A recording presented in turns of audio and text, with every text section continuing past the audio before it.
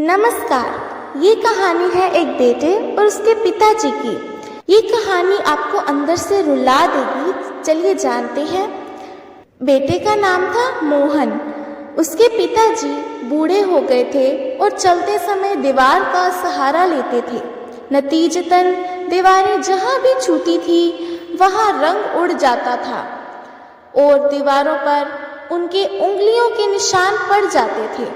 फिर मोहन की पत्नी यह देखती और अक्सर गंदी दिखने वाली दीवारों के बारे में उससे शिकायत करती। एक दिन उन्हें सिर दर्द हो रहा था, इसीलिए उन्होंने अपने सिर पर थोड़ा तेल मालिश किया। इसीलिए चलते समय दीवारों पर तेल के दाग बन गए।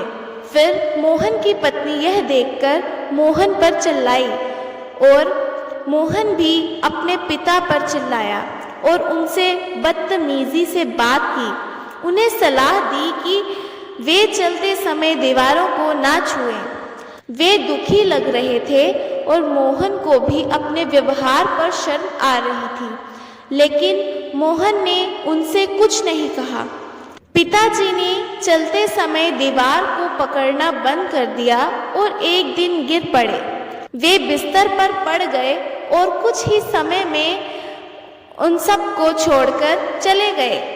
मोहन को अपने दिल में अपराध बोध महसूस हुआ और उनके भावों को कभी नहीं भूल पाया और कुछ ही समय बाद उनके निधन के लिए खुद को माफ नहीं कर पाया।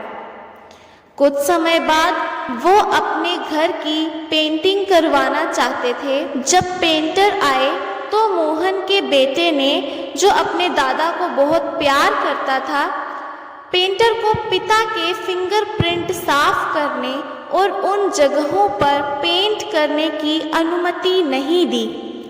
पेंटर बहुत अच्छे थे।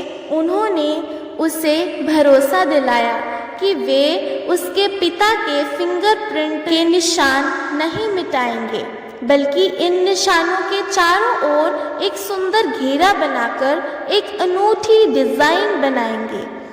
इसके बाद यह सिलसिला चलता रहा और वे निशान उनके घर का हिस्सा बन गए। उनके घर आने वाला हर व्यक्ति उनके अनोखे डिज़ाइन की प्रशंसा करता था। समय के साथ मोहन भी बूढ़ा हो गया। अब उसे चलने के लिए दीवार के सहारे की ज़रूरत थी। एक दिन चलते समय उसे अपने पिता से कहे गए शब्द याद आ गए और उसने बिना सहारे के चलने की कोशिश की।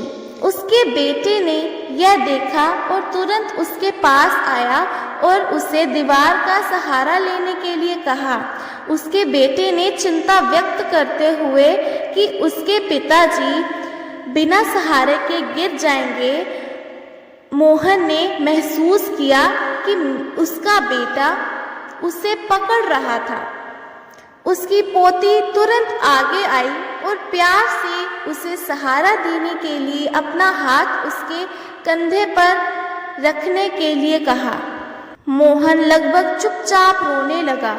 अगर उसने अपने पिता के लिए भी ऐसा ही किया होता तो वे लंबे समय तक जीवित रहते। इसे याद कर करके वह खूब रोया। उसकी पोती उसे साथ ले गई और सोफे पर बैठा दिया। फिर उसने अपनी ड्राइंग बुक निकाली मोहन को दिखाने के लिए। उसकी शिक्षिका ने उसकी ड्राइंग की प्रशंसा की और उसे बेहतरीन टिप्पणियां दी। स्केच दीवारों पर उसके पिता के हाथ के निशान का था। स्केच के नीचे शीर्षक लिखा था, काश हर बच्चा बड़ों से इसी तरह प्यार करता। मोहन अपने कमरे में वापस आ गया और अपने पिता से माफ़ी मांगते हुए फूट फूट कर रोने लगा, जो अब इस दुनिया में नहीं थे।